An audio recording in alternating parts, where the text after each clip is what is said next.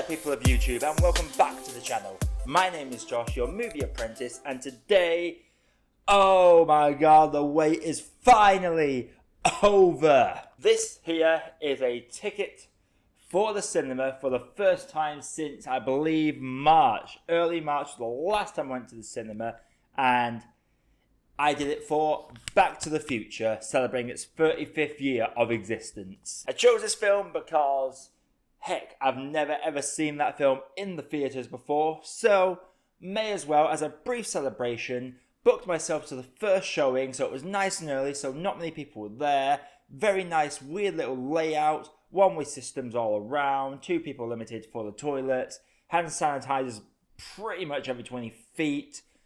It was just great to walk down the aisle again, and I feel like I picked the best movie possible to do this with. This is my first experience seeing it in the theatres, and I will recommend if anyone is ever in doubt of seeing an old classic film in the cinema because you can access it on DVD or on Netflix or whatever, go do it because it is well worth it. Back to the Future, of course, is directed by Robert Zemeckis and starring Michael J. Fox, Leah Thompson, Crispin Glover, and of course Christopher Lloyd, and is about Marty McFly, whose friend Doc Emmett Brown invents a time machine, and in order to get away from these terrorists, Marty decides to drive in this DeLorean and ends up back in 1955. So the whole film follows him trying to get back to the future. Title card! So yeah, what can I say about this film that hasn't already been said? It's one of these films that everyone puts it on a pedestal, and I was a little worried going into it because I was feeling, since it's been a number of years since I've watched it, is it actually as good as I remember, or is it one of those rose-tinted glasses scenarios?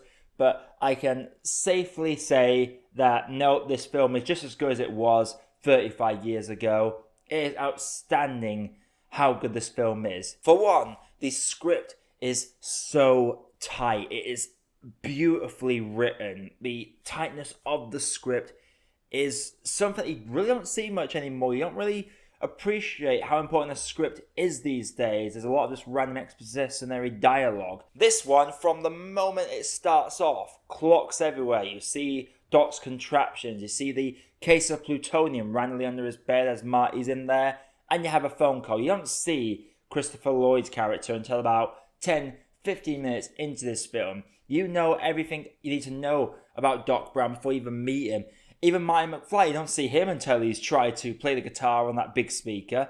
It's just very well played how they give you these tidbits of information, these casual dinner conversations that will come into play later on. It is all very nicely paced and very well put together. And of course, the performances are outstanding. Obviously, Michael J. Fox will always be Marty McFly to the people. But Christopher Lloyd, man, he is outstanding as Doc Brown. You could not picture these 2 characters being played by anyone else.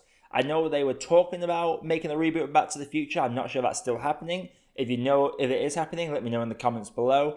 But these 2 characters and their chemistry is outstanding. Leah Thompson does a good job for what she's given. I will say I'm not a big fan of Lorraine's character as much as I used to be back in the day. There are some things about her character that really bugs me, and it's just sort of like justified through Doc Brown explaining the Florence Nightingale effect.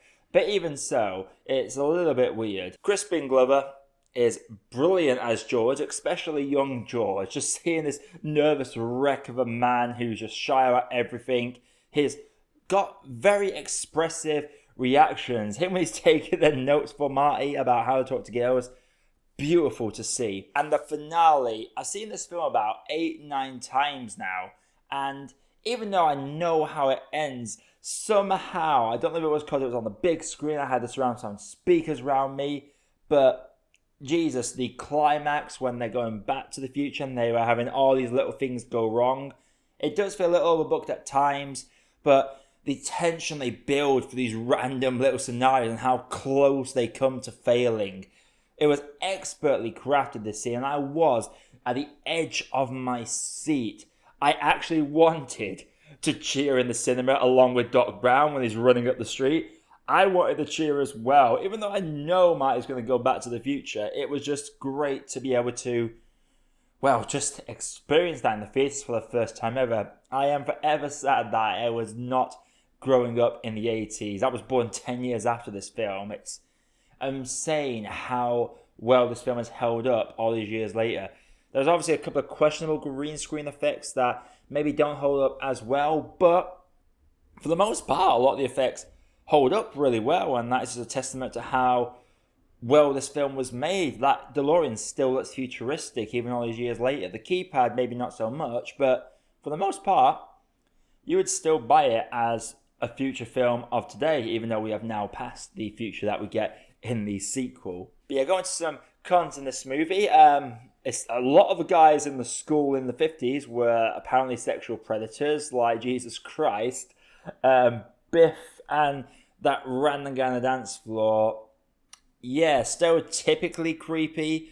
Lorraine is starstruck at Marty the whole way through, and she is making these strong advances to him, even though he is very obviously just trying to back away out of there. She follows him to his house. She's determined to find out where he lives. She's grabbing his leg when he's clearly uncomfortable with this.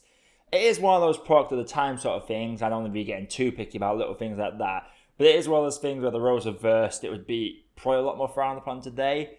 But I digress. Lorraine's still innocent enough. And when you do see George and her get together in the end, even though it does feel kind of forced at times, how Marty basically convinces George to try go for Lorraine by pretending to be an alien from space in a hazmat suit. Biff, I'm really glad, just becomes, well, very, very humble eyes, we'll say, by the end of the film, purely because of his actions in the film are something a little bit uncomfortable, but it worked for what the film was going for. I love how George actually standing up to Biff actually did alter the future in a good way. I just love the subtle hints about dialogue as well, when Marty says to the Doc, he knocked Biff out in one punch, I've never stood up to Biff in his life. And Doc says, never? Marty, why? And Doc ignores that. Doc knows that something's definitely changed in the future there, but he knows it's on the positive side for Marty, probably, so he just ignores it. And that's probably the one little thing that made Doc think, hey, what the hell, I will fix this letter and see what this letter was actually about. And that's how Doc's saved in the end. It's a script for me that really holds this film together. That and the performances from Michael J. Fox and Christopher Lloyd. This is a very, very good film. It holds up super well, and a lot of today's films can really learn from the tightness of the script and how they manage to still have it kid-friendly, but have a few kind of mature themes in there. If I had to have any last-minute complaints about this film, I will say it does feel overbooked, the George and Lorraine storyline I've already touched on previously, but the fact that he has this heroic moment where he knocks Biff out, and then they force in a minute of he chickens out on the dance floor before stepping in and kissing Lorraine. It felt really forced. Lorraine, assuming George's kiss, she goes from Marty to George quite quickly. It's just one of those things that I feel that was a little bit too overbooked. If it was just the case of he knocks Biff out and you could assume that the kiss happened and Marty sees it happen, they didn't really need that booking of them on the dance floor.